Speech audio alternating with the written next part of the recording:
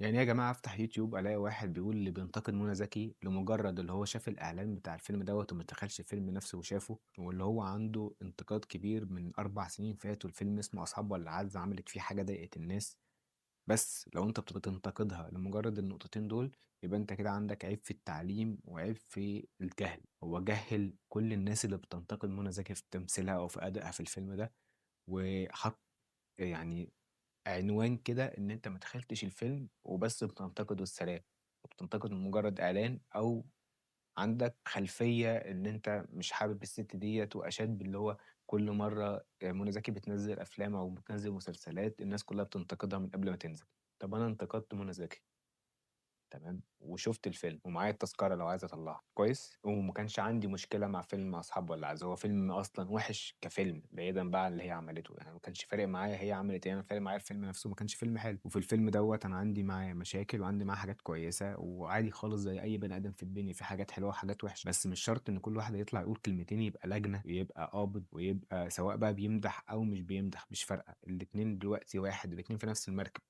اللي بيمدح بيتشتم واللي بيشتم بيتشتم، بيتشتم من الناس اللي بتمدح عمالة تقول ازاي ده حاجة عظيمة حصلت، واللي بيشتم في الفيلم برضه بيجيله شتايم من الناس اللي بتقول لا ده الفيلم جامد قوي مفيش زيه مفيش زيه اتنين واحسن فيلم اتعمل في التاريخ. طيب هل دوت هو الصح؟ يعني الناس داخلة في بعض كده تطقش وخلاص، عمالين يخوضوا في معارك دونكي شوتية كده بدون أي سابق، بيحاربوا طواحين الهوا حرفيا، وأنا داخل أهو معاكم ولابس الزعبوط وبحارب طواحين الهوا ده كمان، وليه لأ؟ ما دام كلها بتحارب ما ننزل نحارب يعني. انا عندي ادله ان منى زكي عملت الفيلم وحش، قدمت الفيلم وحش وبالدليل، ولو انت عندك دليل غيره اطلع قدمه انت كمان في فيديو مفيش اي مشكله، نقاش طبيعي خالص بين بشر. اما ما تطلعش تخوض في عرض الناس وتقول دول جهله اللي بينتقدوها، ليه جهله؟ ليه إيه اللي جاهلهم يعني؟ لمجرد اللي هم بينتقدوها على فيلم فعلا وحش، هي عملت فعلا اداء وحش، مش الفيلم وحش، هي عملت اداء وحش، ولا جسدت الشخصيه ولا اتكلمت بنفس طريقتها ولا عملت أي حاجة خالص من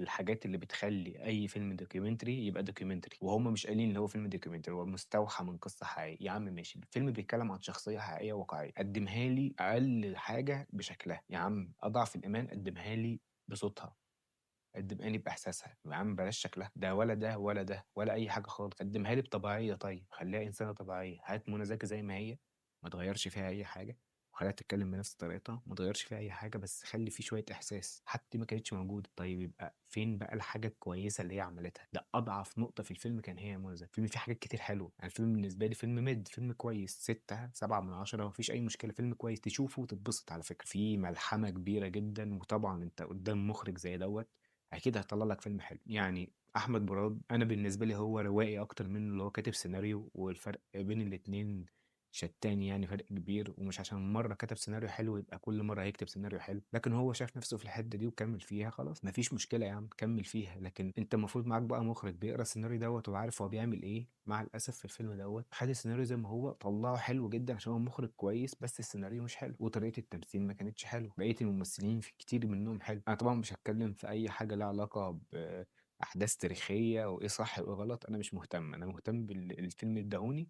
وخلاص، هل الفيلم ده ادّاني فعلًا قصة أو ادّاني فعلًا أدوات تخلّيني أصدّق إن الشخصية اللي قدّامي دي شخصية حقيقية من لحم ودم؟ لأ، طَب إيه الدليل؟ هاجيب لك الدليل، عندك فيلم أوبنهايمر، تعالَ افتح كده أي لقاء لأوبنهايمر الحقيقي وشوف كيليان ميرفي، حُطّهم جنب بعض، الناس اللي بتبذل مجهود عشان تخِس أو عشان تتخن عشان تقدّم شخصية حقيقية. حطهم جنب بعض كده، هات صوت دوّة وهات صوت دوّة، هات طريقة ده في الكلام وطريقة ده في الكلام، طريقة ده في السرحان وطريقة ده في السرحان، هتلاقيها بنسبة 99% واحدة، ده بيبيع لك الوهم إن أنت بتتفرج على حاجة حقيقية. هل أحداث أوبنهايمر دي كلها حقيقية؟ مش شرط، أصلًا أوبنهايمر في الفيلم طلّعوه ملاك. ولا كأنه عمل حاجة، هل ده كان كده في الحقيقة؟ لأ، أنت تواصلت معاه، تواصلت معاه، ما كانش منشّي في الدور، كيليان ميرفي كان بيمثل بطبيعية، هل منى زكي كانت بتمثل بطبيعية؟ لأ، مشاهد كتير وشّها stiff جدًا، هي المشاهد اللي فيها نظرات بس اللي كانت حلوة، أي مشهد فيه صمت close up على العين نظرة حالمة، حاجات من دي بتبقى كويسة عشان خاطر إحنا قدّامنا ممثلة كويسة، تفتح بقى بُقّها تبدأ تتكلم يبدأ في ريأكشنات، بيبدأ في انفعالات، كل ده بيُقع، كل حاجة حلوة هي عملتها وقعت على طول. طب طريقة كلامها، هل هي طريقة كلام أم كلثوم أصلًا؟ لأ، ما باعتلناش حتى البيعة في تون الصوت، بِعِت تون الصوت نفسها ما اتباعت، كم اللقاءات اللي طالعة اليومين دول لأم كلثوم وهي بتتكلم. عايزين يعرفوا سر رشاقتك. آه اه. ده يعني سؤال أشكرك عليه أولا، وثانيا يعني رشاق أنا مش شايفة إن أنا رشيقة. بس احنا شايفين الستات كلها. يمكن عشان إن أنا ضروري في حاجة. مثلا بمشي ساعة في اليوم ضروري، وإني ما بقدرش آكل لدرجة الشبع، بقوم كده وأنا لسه يعني عاوزة آكل. فعلا دايما يقولوا الواحد يقوم نص بطن نص معدة علشان لا هو 3/4 مش نص. هل ديّة نفس الشخصية بتاعة الفيلم؟ تبقى كذاب لو قُلت آه، تبقى فعلًا بقى ساعتها تبقى قابض لو قُلت آه. طيب عندنا مثال إيه تاني لشخصيات على قد ما يقدروا يحاولوا يجيبوا شخصية شبه الحقيقة، شوف شرنوبل وهات الصورة المشهورة بتاعة كل شخصية في شرنوبل واللي قدامها، قد إيه الاهتمام بالتفاصيل اللي هم عايزين يوصلوا الاتنين يكونوا قريبين لبعض في الشكل. أنا بتوع شرنوبل دول ما شُفتهمش بيتكلموا ولا مرة، يا دوب شُفت شكلهم بس وانبهرت بقد إيه هم جابوهم شبه بعض، وهم بقى اتعاملوا، الناس اتكلمت بحرية، الناس كانت بتمثل طبيعي، ما كانوش كده تحسّهم خايفين، تحسّهم مثلًا أول مرّة يقفوا قدّام كاميرا مثلًا، لأ، كانوا ناس طبيعية، كانوا بشر، كانوا بشر طبيعيين. هل أنا حسّيت إن أم كلثوم بشر طبيعية وهي بتمثّل؟ لأ، ما حسّيتش بده، أنا حسّيت إن هي بجد روبوت، روبوت بيتكلّم، روبوت بيمشّي، روبوت بيقول جملة وبيخلّصها وبيقف يستنى الجملة اللي تتقال له، حتى في وشّها ملامح وشّها جامدة جدًا، ناشفة جدًا، أكيد طبعًا بسبب الmakeup الكتير.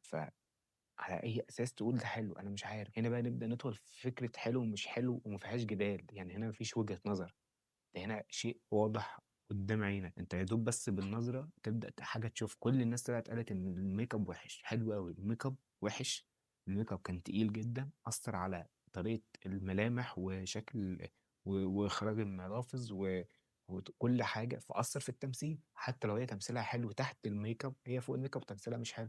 حتى لو كان في حاجة حلوة مش باينة، يعني لمّا بنشوف مثلًا أفلام فيها وحوش تمام، وبيحاولوا على قد ما يقدروا يخلّوا المشاعر تبان على الوش، عندنا مثلًا أفاتار، عندنا الفيلم الأخير بتاع فرانكشتاين اللي لسه نازل، شوف هم عملوا إيه بالpractical effect وعملوا إيه بالCGI عشان خاطر يخلّوك تصدّق إن دوّة عنده مشاعر. مثال تاني، لمّا بتتفرّج على فيلم animation بتاع مثلًا The Lion King، ليه الanimation بتاع Lion King بيوصلك وبيلمسك أكتر من الفيلم الواقعي؟ عشان في الفيلم الواقعي الأسود ما عندهاش مشاعر، وشوشها مش بتبيّن مشاعر، مش بتخاف، مش بتحب، مش بتترعب، مش بتعمل أي حاجة من الحاجات دي. في الأنيميشن أنت عندك المساحة اللي أنت تعمل كل الكلام ده. منى زكي كانت محطوط عليها كَم هائل من المكياج مخلّيها مش قادرة تتكلم، تفتح بُقّها وتتكلم وهي عاملة كده، وعاملة filler وعاملة مش عارف إيه. وعينيها مالها وhollywood smile. طيب ماشي، هل أنا بقى أصدّق بعد كل دوّة اللي هي كانت بالعافية كانت كويسة، هو غصب يعني بتأكّلني بالمعلقة المعلومة، بتأكّلني بالمعلقة اللي أنا لازم أقوله؟ أنا حُر يا جدع، زي ما أنت حُر وطلعت قُلت إن الفيلم عجبك وأنا ما اعترضتش، أنا حُر أطلع أقول والله دورها ما عجبنيش، الفيلم كان كويس بس مجرّد كويس مش فيلم عظيم يعني، 6/10 مش 10/10 ولا 9/10. بس اللي مش من حقك فيه إن أنت تقول إن الناس جهلة عشان بينتقدوا. ده مش من حقك تقول إن الفيلم عجبك وبس، أنت لحد قبل الكلمة دي كنت تمام، ما فيش أي مشاكل بيننا، الدنيا زي الفل. ليه تقول بقى إن ده جهل وده مشاكل في التعليم والكلام الفاضي اللي أنت كنت قاعد تقوله ده، يعني ده أصله إيه يعني؟ هنا بقى لازم أطلع أرُد، يعني أنا لازم أقول لك لأ بقى تعالَ أقول لك المشاكل فين وهاورّيها لك بقى سواء بالصور أو فيديوهات لو قدرت أجيب فيديوهات، ورُد بقى عليَّ، هات برضه أنت كمان فيديوهات وورّيني، يا عم يمكن الصور اللي أنا جايبها دي مش صح. يمكن الإعلان اللي نازل ده اللي باين فيه الصوت مش هو الصوت. آن الأوان للمرأة المصرية يكون لها دور وتمضي، آن الأوان الناس تعرف إحنا مين. اللي باين فيه الشكل مش هو الشكل، يمكن الإعلان ده غلط. هات لي أنت الإعلان الصح، يمكن يا عم بتوع تشيرنوبل دُولة كلّهم غلط برضه، يمكن أوبنهايمر برضه غلط، يمكن جوبز في ستيف جوبز غلط برضه، اللي هو ما وصلش لنفس الشكل بس لمس روح ستيف جوبز، واللي هو بتشوفه في اللقاءات بتاعته اللي بتشوفه وهو طالع على الstage أنت مصدّق إن ده ستيف جوبز، مع إنه ما لوش أي علاقة بيه ولا في الشكل حتى، وما اهتموش أوي إن هو يعملوا له makeup مهول عشان يبيّنوا شكله حقيقي، هو يا دوب لبس النضارة شوية makeup خفيف يالّا أنت البس الشخصية، لبس الhoodie بتاعه اللي هو الأسمر ده وانطلق يا معلم، ستيف جوبز قدّامه. صدّقته. هل إحنا صدّقنا منى زكي؟ لأ، لأ، أنا ما صدّقتهاش، ما وصلتنيش. في مشاهد كويسة لمنى زكي أكيد، ما هي منى زكي ممثلة كويسة جدًا، من أحسن الممثلين في مصر دلوقتي.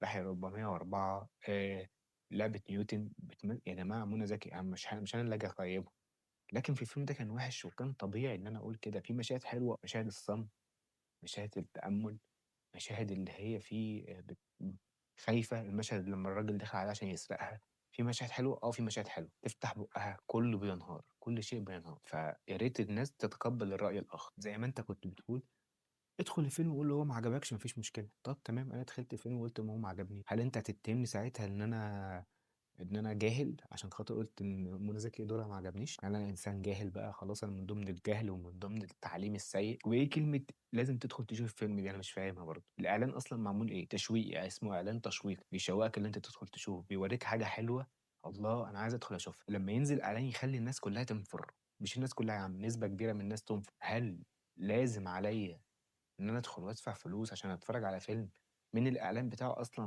مخلّيني مش حابب أشوفه؟ لأ.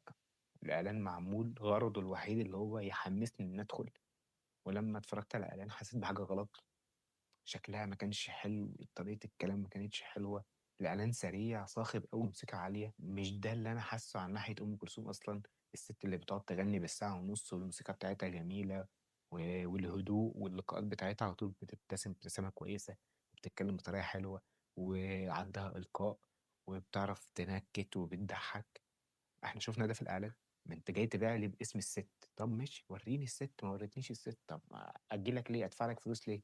كل حق للناس اللي هي تاخد رأيها من الإعلان وتقول لا يا جماعة مش عاجبني، أُمّال إحنا بنعمل ليه trailer reaction مش أنت بتعمل trailer reaction، أنت بتدخل كده تشوف الإعلان وتتفرّج عليه مرّة و2 وتقول يا جماعة والله الإعلان دوّة لذيذ شدّني والّا لأ والله ما عجبنيش، ممكن أدخل أشوف الفيلم بعدها، هو ده أصلًا شُغلانة الإعلان.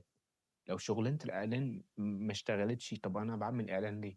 أنزّل فيلم على طول، أعلن عنّه ليه بقى؟ لو ألِف ب إعلان أصلًا ما اشتغلش، طَب أنا باعلن ليه؟ يعني أنا سمعت بصراحة عَجَب يعني كتير، وكفاية كده، خلّي الناس تتفرّج، واللي ينتقد ينتقد عشان أنت نزّلت حاجة للجمهور، من حق الجمهور ينتقد، من حق الجمهور يقول يا جماعة مش حلو، من حق الجمهور يقول ده حلو، من حقه يعمل كل حاجة، ومش لازم تأكّلنا المعلقة وتطلع في التلفزيون تقول لأ اللي بيهاجم على سينرجي دوّة يبقى غلط ومش عارف إيه، ده هم اللي عملوا الاختيار، إيه اللي عملوا الاختيار؟ ما يعملوا يا عم الاختيار، إيه المشكلة يعني؟ هو ما فيش مسلسل اتعمل في التاريخ غيره يعني الاختيار ده، إيه يعني سينرجي عملت الاختيار، ماشي، ها، إيه تاني؟ هل يعني عشان فيلم وِحِش يبقى عشان هي عملت اختيار يبقى كل حاجة عملتها لازم تبقى حلوة؟ ما مش منطقي، ما هو فيلم زي الزفت، خلاص فيلم زي الزفت، بس كده.